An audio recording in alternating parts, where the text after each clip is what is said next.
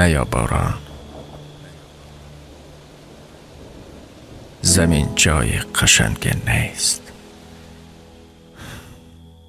من از جنس زمینم خوب میدانم که دریا جد تو در یک تبانه ماهی بیچاره را در دام ماهی گیر میراند.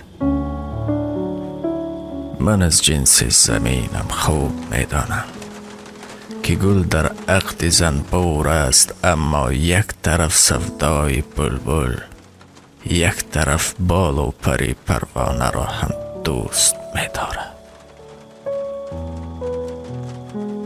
نیا باران، زمین جای قشنگ نیست.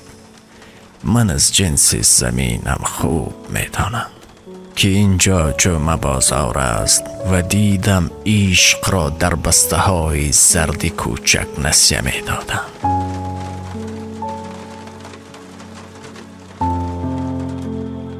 نیا باران، زمین جای قشنگ نیست. من از جنس زمینم خوب می دانم که ای باران پشیمان می شوی از آمدن، در ناودان ها گیر خواهی کرد، پس آنگه آرزوی خورشید خواهید داشت.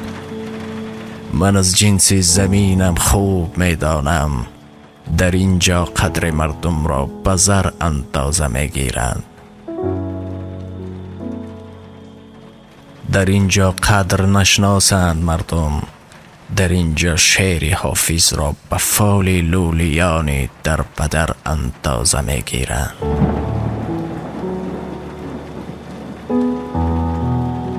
نیا باران، نیا، زمین جای قشنگ نیست. من از جنس زمینم خوب میدانم درختان با همه حجب و شرم خیش درون خان پلیدی خیش را پنهان نموده سر به خوشرویی به سوی آسمان بردند.